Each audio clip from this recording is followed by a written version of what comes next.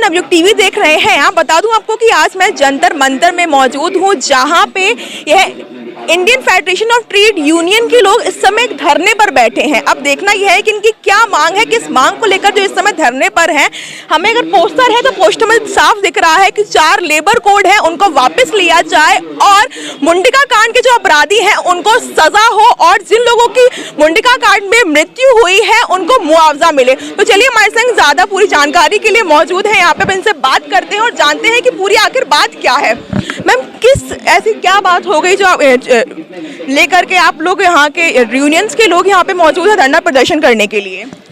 ये आज और कल 25 और 26 तिरुपति में केंद्र श्रम मंत्रालय ने तमाम प्रांतों के श्रम मंत्रियों और लेबर ऑफिशियल्स के साथ अखिल भारतीय स्तर की 2 दिन की मीटिंग, 2 दिवसीय मीटिंग है, जिसमें कि ये तय किया जाएगा कि ये जो 4 श्रम कोड लाए हैं, ये 29 लेबर कानूनों को बाहर फेंक कर, और जो मजदूर विरोधी हैं जिस पे तमाम ट्रेड यूनियनें छोटी बड़ी प्रांतीय स्तर पर, केंद्रीय स्तर पर अलग अलग तरीके से, ठीक है, पर सब लोगों ने इसका विरोध किया है कि ये मजदूर विरोधी हैं, इसको इन लोग लागू करना चाहते हैं। अब श्रम जो है कंकरेंट लिस्ट में है, ये सेंट्रल लिस्ट में नहीं है, इसलिए ये तमाम, इनको ये भी ज़रूरत है कि ये तमाम स्टेट गवर्नमेंट्स इसमें अपनी राय रखें, क्योंकि कोई भी अगर कोई खड़ा हो जाए और विरोध करे तो जाहिर बात है कि मजदूरों के आंदोलन को भी बल मिलता है, अगर कोई भी सरकार बोल जाए, अगर प्रांतीय सरकार।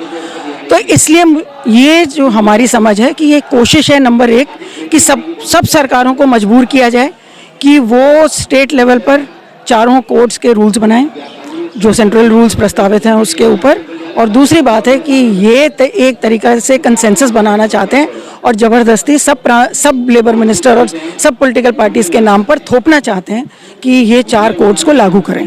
फिर भी हमें ये पता चला है जो है कि भाई इनको फिर भी डर है कि मजदूर आंदोलन भड़क जाएगा, तो ये सोशल सिक्योरिटी कोड वगैरह पहले लाएंगे या वेज कोड लाएंगे शायद, जो कि बेसिकली कोई फ़र्क नहीं करेगा, क्योंकि चाहे आप जैसे भी मिनिमम वेज को कैलकुलेट कर लो, अगर आप लेबर मशीनरी को ख़त्म करते हो, और इसमें लेबर मशीनरी में लेबर इंस्पेक्टर को लेबर फैसिलिटेटर बुला दिया जाए है, और लेबर फैसिलिटेटर सिर्फ मालिकों के लिए जाएगा, वो मजदूरों के शिकायत पे कुछ नहीं कर सकता।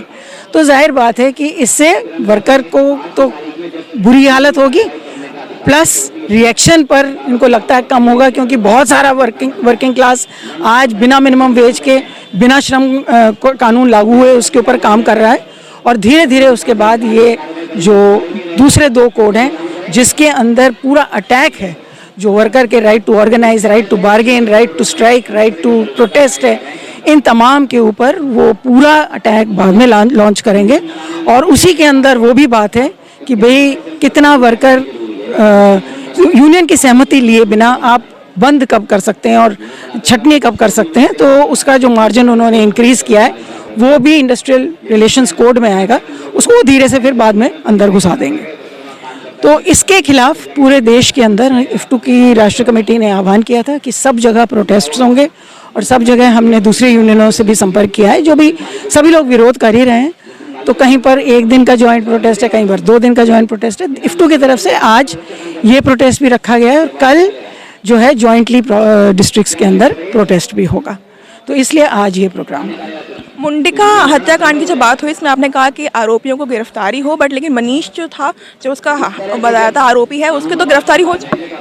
Correct, that is right. वो हो सकता है पोस्टर पकड़े हो साथियों ने, वो ठीक बात है कि गिरफ्तार हो। एक्चुअली हमारी मेन मांग दिल्ली के अंदर ये जो इतने सारे लेबर एक्सीडेंट्स होते हैं उसमें ये रही है कि 304A नहीं 304 बनना चाहिए, और 304 बनकर 10 साल की सज़ा के लिए गवर्नमेंट को फाइट करना चाहिए, सिर्फ फाइन के लिए नहीं।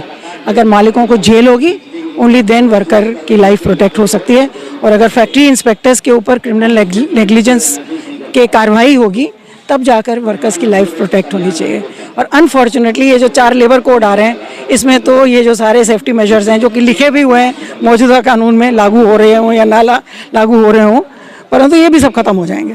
तो मूड दिखा रहा है, वो स्थिति दिखा रही है कि क्या बनने जाएगा जब ये कानून भी नहीं रहेंगे। अभी तो कानून हैं और उसके बाद भी जो है उनको तोड़ मोड़ कर इस तरह की बुरी हालत हो रखी है।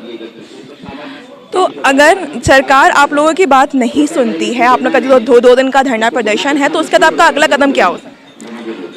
2 दिन का धरना प्रदर्शन नहीं है, 1 दिन का धरना इन लोग अभी दे रहे हैं। अलग अलग जगह अलग अलग कुछ हो रहा है, और अगर सरकार नहीं सुनती इन द सेंस कि अब वो अनाउंस हो जाएगा कि इम्प्लीमेंट होगा कोड का, तो ट्रेड यूनियंस बैठेंगे centrally and we will definitely decide to carry forward the struggle. ऐसा नहीं है, स्ट्रगल को कैरी फॉरवर्ड किया जाएगा, बिकॉज बहुत सारी चीज़ें इन लेबर कोड्स के जरिए इंस्टीट्यूशनलाइज करने की कोशिश करी जा रही हैं, जो कि नहीं हो सकता। मजदूर आंदोलन ही उसका जवाब है। तो देखा आपने जिस तरीके से हमारी इनसे बातचीत हुई, इन्होंने बताया कि जो ये हमारा धरना प्रदर्शन है ये बोले कि फोर वेस्ट लेबर कोड को लेकर के है, ये वापस लिया जाए, और जितने भी मुंडिका की बात करें तो उन लोग को बेसिकली उन लोग का मुआवजा होगा लिया जाए। मुआवजे के लिए लोग यहाँ धरना प्रदर्शन पे बैठे हुए हैं, और जो इसका आरोपी था मनीष वो गिरफ्तार हो गया है। लेकिन अगर आगे जाकर हम कहते हैं कि 304A की जगह 304 लागू हो, ताकि मजदूरों के हित में बात हो और उनको मुआवजा मिले। तो फिलहाल के लिए इतना ही, बाकी की तमाम खबरों के बहरिए हमारे साथ देखते रहिए नवयुग टीवी। धन्यवाद।